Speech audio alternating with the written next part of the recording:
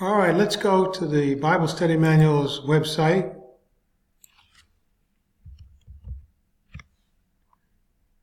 BibleStudyManuals.net. I'd like to look at a passage that a lot of people have problems with. And if you don't do your research, back up a little bit and read into it, you'll come up with totally the wrong idea and nightmares as you grow older, wondering if you've actually got your salvation intact. 1 John 3:9, letter J. Let's look for 1 John chapter 3.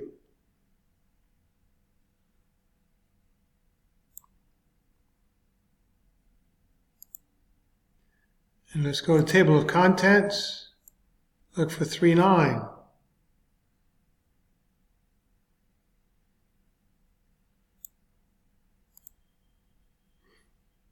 Okay.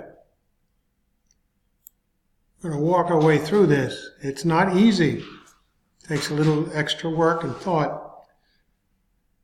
Letter J says in 1 John 3:9, the verses leading up to 1 John 3:9 have in view the stark contrast between the Son of God and his righteousness and the devil and sin. This is as exemplified by potential acts of sin and righteousness by the children of God, born of God. But the battle is between the devil who sinned from the beginning. His works of originating sin, lawlessness, and rebellion in himself and all of humanity against God, contaminating the whole human race and the world, so that all of mankind are physically born with a sin nature which causes acts of sin. And the Son of God, the battle between the devil and the Son of God, Jesus Christ, who in his humanity was wholly and perfectly born of God and remains absolutely righteous, who came to destroy the works of the devil and enable mankind to be saved by taking away sin, to enable each individual to trust in his work, to receive eternal life and thereafter abide forever in his righteousness. And as a believer on this earth in temporal life, that's a work in process, in progress. And it's not going to be 100% successful by any means. Going to the next subtopical heading, breaking it down a little bit more. In view in the verses leading up to 1 John 3:9, children of God, born of God, are to abide in him. They're commanded to do so, so that when he appears, they may have bold assurance at his appearing. If they know that he is righteous, they know that everyone who does acts of righteousness are born of him. Children of God will be like Christ when he appears again in our new resurrection bodies. Those who have this sure hope of being purified from sin as Christ is pure are themselves purified, meaning all believers have the sure hope that is purified by sin because we have the righteousness of Christ. But those who do sin, those who do lawlessness, which we are not completely divested of, he appeared to take away sins, and in him is no sin. In Christ, everyone who abides in him is purified of his sins, and in our resurrection bodies we will do so. Everyone who sins is characterized as not having seen him or known him. And when we get to that point in each temporal life and each day, the one who does righteousness is characterized as righteous, just as he is righteous, which we do at times. And the one who does sin, which we do at times, is characterized as of the devil, who has sinned from the beginning. Which are we to act like? The Son of God appeared to destroy the works of the devil and enable mankind to be saved by taking away sin, to enable each individual to trust in his work, Christ's work, to receive eternal life and thereafter to choose to abide in his righteousness. That's our command. Will we be perfect in that? No. So we go over these passages, their details as we go verse by verse up to 3:9. So, the following words from 1 John 3:9 rendered, each one who has been born of God does not sin at all, is the implication. For his God's seed remains in him, and he cannot sin. That's not about us. We can, because we still have retaining the sin nature. So, and he cannot sin because he has been born of God, perfectly born of God, can only refer to the Son of God, Jesus Christ. We have not been perfectly born of God. We've been born of God. We have received his Spirit, and we have now the two natures to combat within ourselves, to choose to follow him, study God's word, and follow him.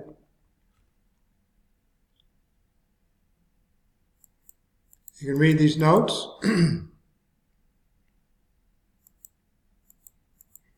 Backs up what we just said.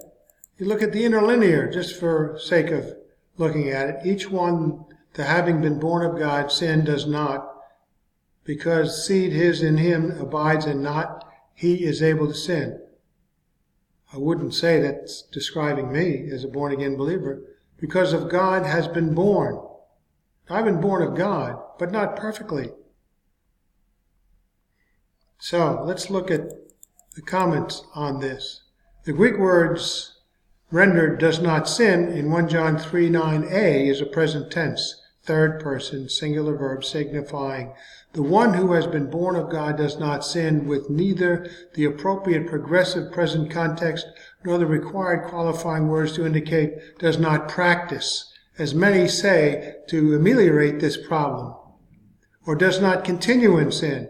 We cannot say we don't practice sin, because if you do it a couple of times, a month, a week, a year, a minute, you're practicing, and you do not continue to sin. Well, we have to say that tomorrow we will, or does not habitually sin, as some contend.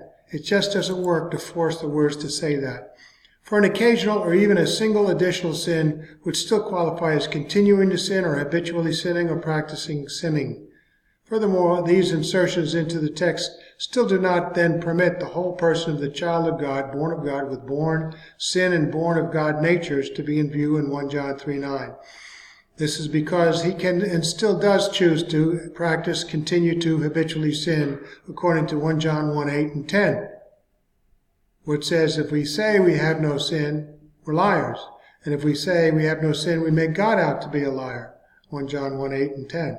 Until Christ appears, when the child of God, born of God, will be like him, without sin, in a resurrection body. That's all important to recognize this. Otherwise, why 1 John chapter 1 and the whole book of 1 John?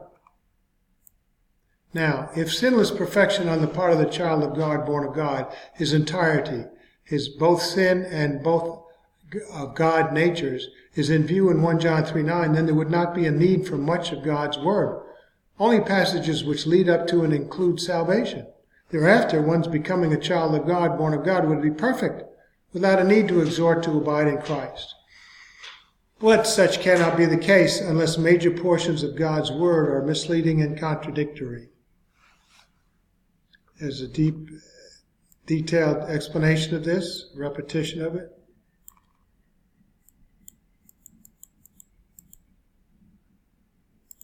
Look at 1 John 7 to 2:2.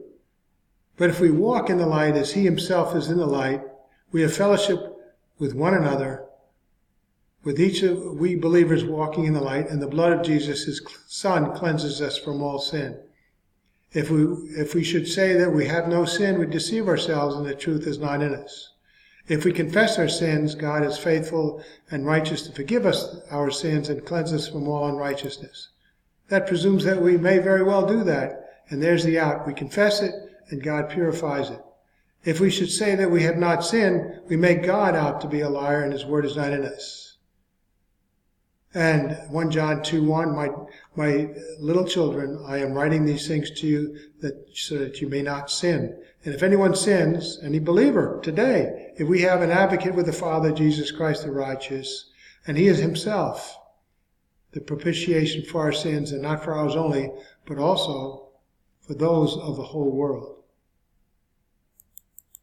Hence, the inner man, the new nature of the child of God, born of God, albeit without sin, is not singularly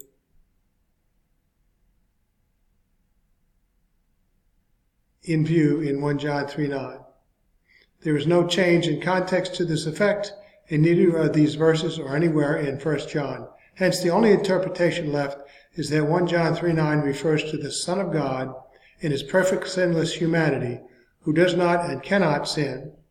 The message of this verse is for the child of God, born of God, to emulate the Son of God, who is wholly born of God without sin, and not fall into the prey of the devil.